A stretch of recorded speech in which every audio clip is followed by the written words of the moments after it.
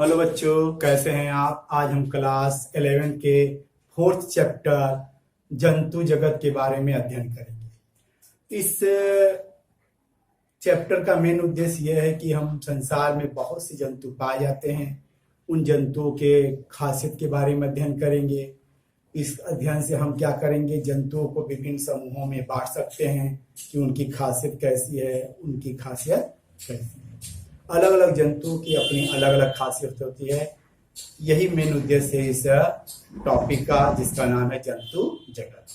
इससे पहले स्टार्ट करने से पहले हम लोग क्या करेंगे, जंतुओं को विभिन्न आपके फाइलों में बांटे गए हैं, जैसे कि Porifera, Coelenterata, Platyhelminthes, Aschelminthes, annelid, arthropod, mollusc, echinoderms and Chordata. इनको अलग अलग समूह बांटने का क्या उद्देश्य है, इसी को हम पढ़ेंगे। टॉपिक का नाम है वर्गीकरण का आधार, बेसिस ऑफ क्लासिफिकेशन। तो सबसे पहले जो बेसिस है आपका लेवल ऑफ ऑर्गेनाइजेशन, संगठन के स्तर। सभी संसार के जितने भी जीव होते हैं, एक कोशिकी से लेकर बहुकोशिकी हो सकते हैं। यहाँ पे हम लोग बहुकोशिकी जंतुओं के बारे में अध्ययन करेंगे। कुछ का शरीर आपका कोशिका से मिलकर बना होता है, कुछ का शरीर ऊतक से मिलकर बना होता है, कुछ का शरीर अंग से मिलकर बना होता है, कुछ का अंग तंत्र से मिलकर बना होता है।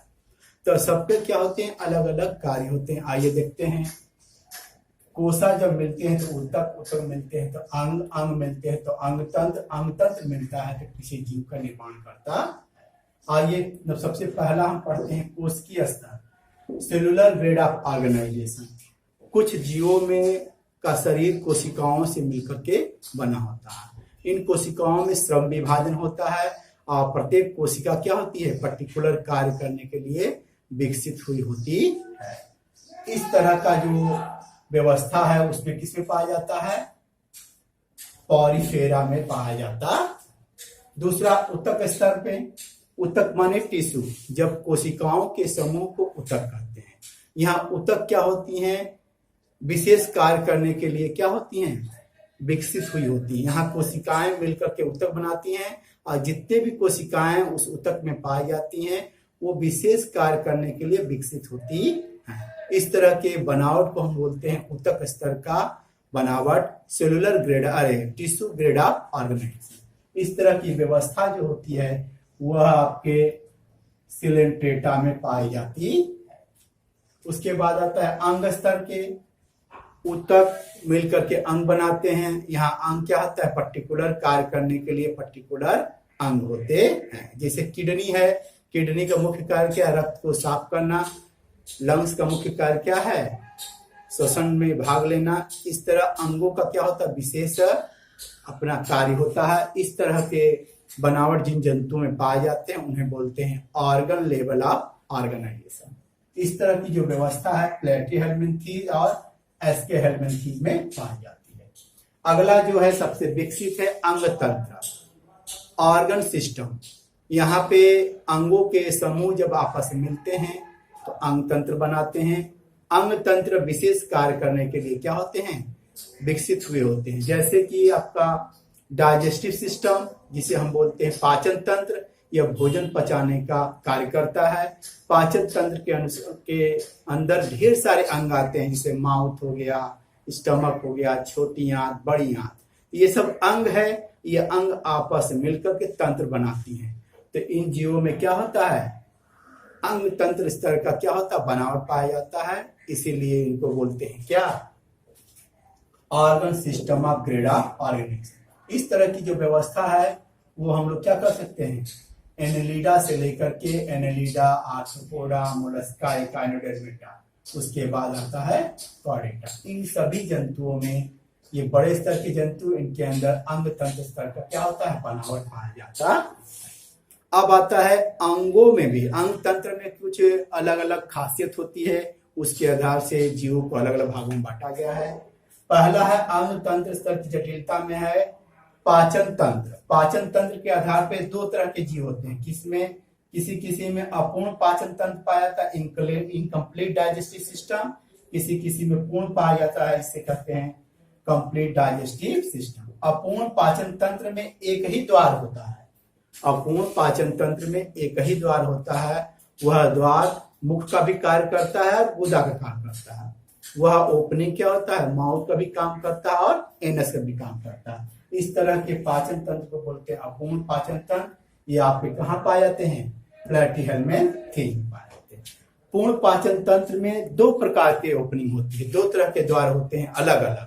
मुख अलग होता है, गुदा अलग होता है। इस तरह के डाइजेस्टिव सिस्टम को हम बोलते हैं कंप्लीट डाइजेस्टिव सिस्टम, पूर्ण पाचन तंत्र। इस तरह की जो व्यवस्था है आर्थ्रोपोडा है, एनालिडा है से लेकर के कॉर्डेटा तक पाया जाता है।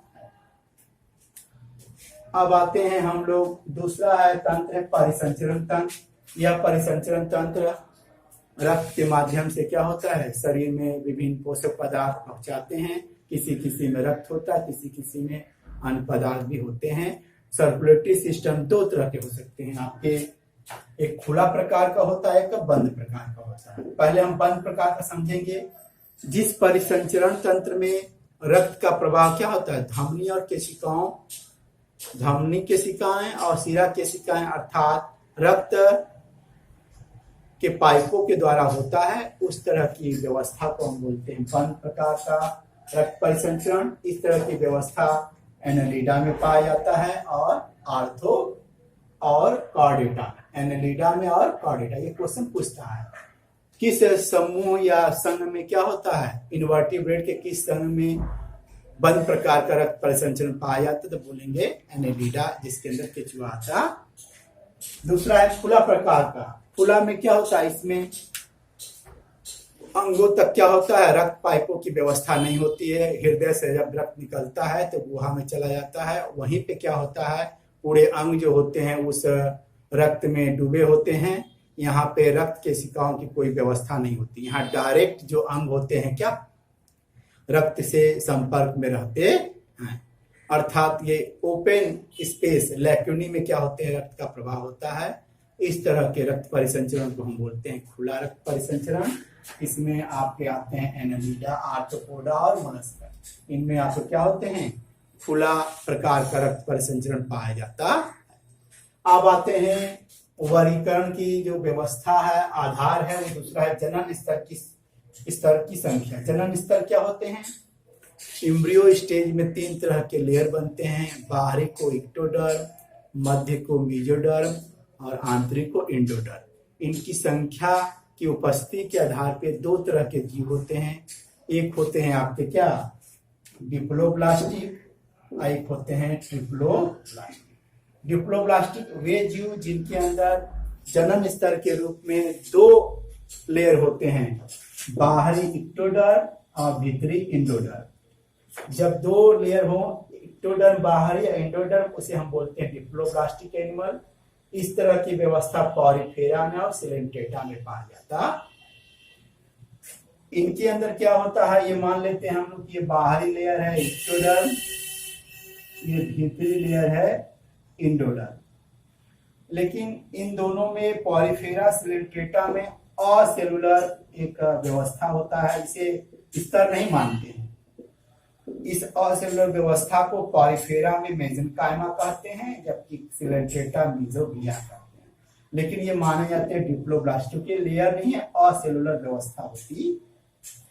ट्रिप्लोब्लास्टिक में आते हैं वे जीव जिनके अंदर तीन तरह के जर्म लेयर होते हैं, इक्टोडर्म, मेसोडर्म और एंडोडर्म। तीनों प्रकार के जर्म लेयर होते हैं, तो उन्हें हम बोलते हैं ट्रिप्लोब्लास्टिक एनिमल। इनकी जो व्यवस्था है आपके क्या है, प्लैटिहेल्मिन्थेस से लेकर के कॉर्डेटा तक होती है। ये दूसरा वर्गीकरण का आधार हुआ। अब हम लोग तीसरा पढ़ेंगे सममिति, सिमेट्री। एनिमल के जो शरीर है वो बैलेंस अरेंजमेंट होता है, balance arrangement of part of animal को ही हम बोलते हैं सिमेट्री। सिमेट्री के आधार पे जीवों को कई भागों में बांटा गया है। Number 1 asymmetrical, number 2 radial symmetrical, number 3 bilateral symmetrical. असममिति मतलब एसिमेट्री किसे कहते हैं, जब हम क्या करते हैं शरीर के किसी भी केंद्रीय अक्ष से जब हम उसको बीच से काटेंगे तो कटे हुए भाग एक दूसरे के बराबर नहीं होते हैं, तो उसे हम बोलते हैं क्या, असिमेट्री। स्पंज में या हर्मिट क्रेप में जब इनके शरीर को बीचों बीच से हम जब काटेंगे केंद्रीय अक्ष से, तो कटे हुए भाग एक दूसरे के बराबर नहीं होते हैं, तो उन्हें हम बोलते हैं क्या, एसिमेट्री। दूसरा अरिसममिति, रेडियल सिमेट्री।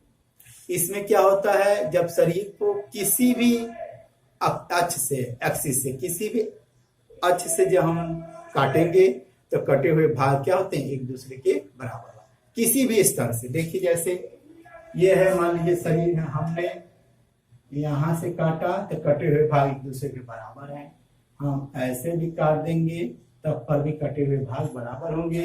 यदि हम तिरछा भी काटें तो कटे हुए भाग बराबर होंगे, चाहे हम ऐसे, अर्थात किसी भी अक्ष से हम यदि काटते हैं तो कटे हुए भाग क्या होंगे, बराबर होंगे। इस तरह की व्यवस्था सिलेंट्रेटा, टिनोफोरा और इकाइनोडर्मेटा में पाया जाता है। किसमें, सिलेंट्रेटा, टिनोस्पोरा और इकाइनोडर्मेटा में पाया जाता है। द्विपार्श्वमिति, बायलैटरल सिमेट्री।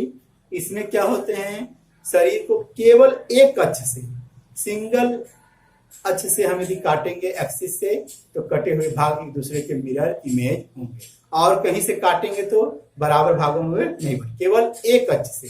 रेडियल में है किसी भी अक्ष से, जबकि द्विपार्श्वमित में केवल एक अक्ष से शरीर को जब काटेंगे तो बराबर भागों में बढ़े। जैसे ये मान लीजिए कोई जानवर है, इसको हम लोग क्या करते हैं, ऐसे बीचों बीच ऐसे काटेंगे, ये भाग और ये भाग एक दूसरे के मिरर इमेज होंगे।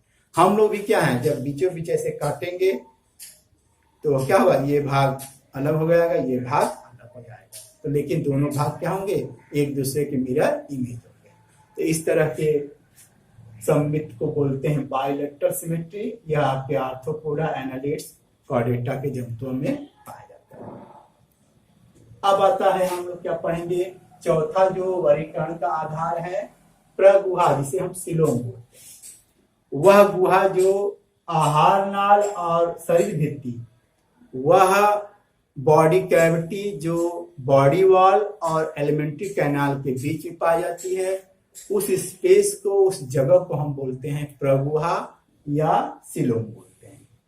सिलोम के आधार पे कई तरह के जंतु होते हैं, उसमें सिलोम पाया जाता है, कुछ में झूठा सिलोम पाया जाता है, कुछ में सिलोम पाया ही नहीं जाता। मतलब कैविटी पाई भी जा सकती है, कैविटी नहीं भी पाई जा सकती है। देखिए प्रगुही प्राणी को सिलोमेट बोलते हैं। इनके अंदर मीजोडर्म का आवरण होता है। देखिए समझिए, ये जो काला वाला बीच वाला जो भाग ये बनाए हैं हम, इसे हम बोलते हैं क्या, आपका एलिमेंट्री कैनाल, आहार नाल, और ये जो बाहर जो काला वाला भाग है इसे मान लेते हैं बॉडी कैविटी। इनके ऊपर ये मीजोडर्म नीले रंग से जो बनाए हैं, यहाँ भी और यहाँ भी ये घिरा हुआ है, इस जगह को हम बोलते हैं क्या, हम लोग सत्य सिलोम, प्रगुही प्राणी।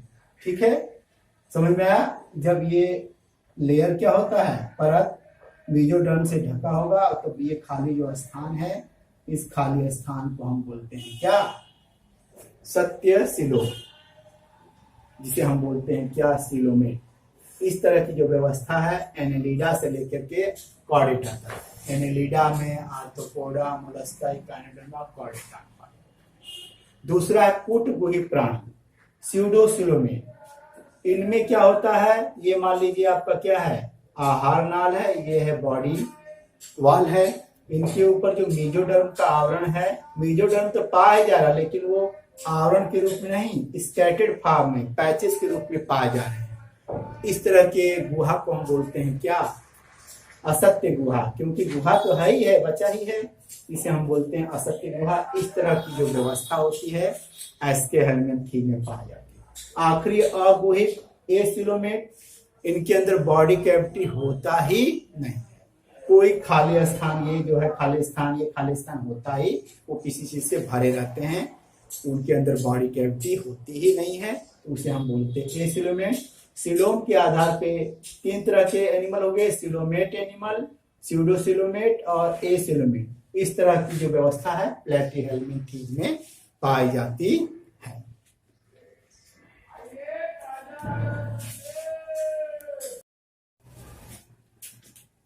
आइए हम अब पांचवें वर्गीकरण का आधार पढ़ते हैं, जिसका नाम खंडी भवन, जिसको हम बोलते हैं सेगमेंटेशन।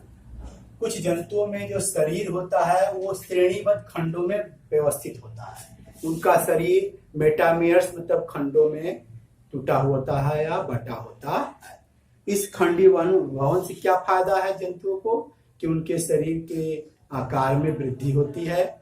इसके आधार पे दो तरह के जीव हैं, एक विखंडावस्था मेटामेरिज्म रखने वाले जंतु, एक स्यूडो मेटामेरिज्म रखने वाले जंतु। पहला हम बात करते हैं मेटामेरिज्म।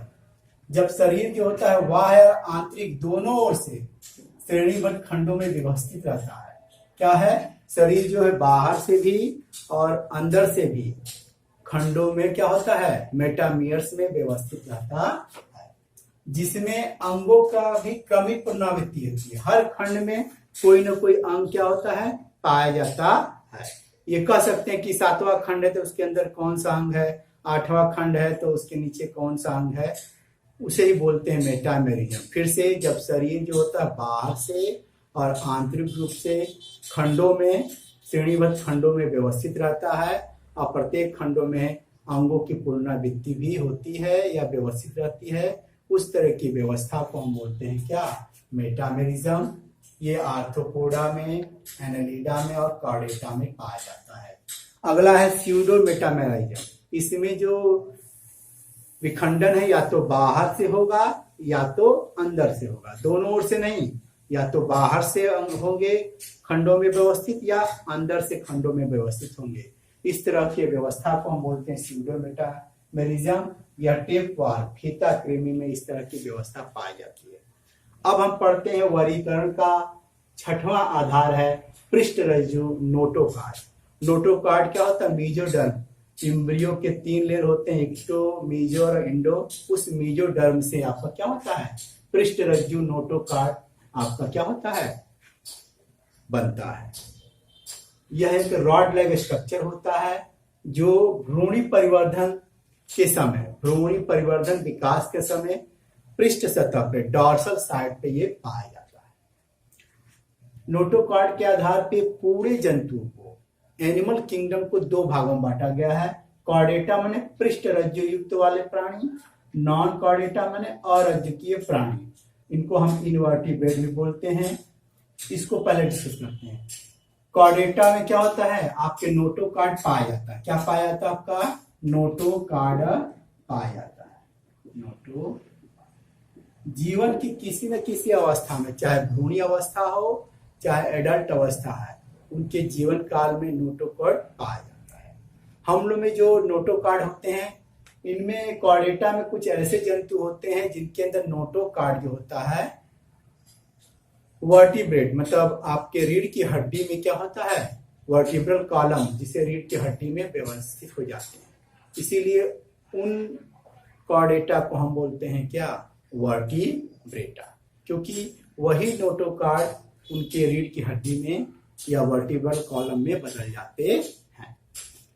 ठीक है, इनकी जो एग्जांपल है ऑल कॉर्डेटा, कॉर्डेटा के जितने भी संघ के जंतु हैं, कुत्ता, बिल्ली, हम लोग जो भी हैं, सांप है, बर्ड्स है, मेढक हैं, मछली हैं, ये सभी के सभी किस में आएंगे, कॉर्डेटा में। अगला है नॉन कॉर्डेटा में। इनके किसी भी अवस्था में, चाहे भ्रूणी अवस्था हो चाहे एडल्ट अवस्था हो, किसी भी अवस्था में नोटोकॉर्ड नहीं पाया जाता। इस तरह की कोई व्यवस्था होती नहीं है। तो ऐसे जंतु को हम इनवर्टिब्रेट या नॉन कॉर्डेट कहते हैं। अकशेरुकी भी बोलते हैं या नॉन कॉर्डेट बोलते हैं। इनका एग्जाम्पल है पॉरीफेरा है, सिलेंटेटा है, प्लेटीहेल्मिन्थीज, एस्केहेल्मिन्थीज, एनालिड, आर्थ्रोपोड, इकाइनोडर्मेट्स। ये लोग क्या हैं, आपके नॉन कॉर्डेट्स है। धन्यवाद। इस तरह हमने क्या किया कि संसार के जितने भी प्राणी थे उनको विभिन्न फाइलों में बांटा गया है। उनके कौन कौन से आधार थे, इन आधारों को हमने 6 आधारों को पढ़े। इन 6 आधारों के आधार पे हम लोग किसी भी जंतु को हम लोग किसी भी फाइलम में रख सकते हैं। ये बच्चों को ज्ञान मिलेगा। आप लोग इससे भी जान पाएंगे कि कौन सा जानवर है, उनके अंदर कौन सी खासियत है, उनको किस में बांटा गया है। ये 6 आधार के आधार पर, और भी आधार हैं लेकिन ये मुख्य आधार के आधार पर हम लोग क्या किए, जानवरों को विभिन्न फाइलम में बांटा। धन्यवाद।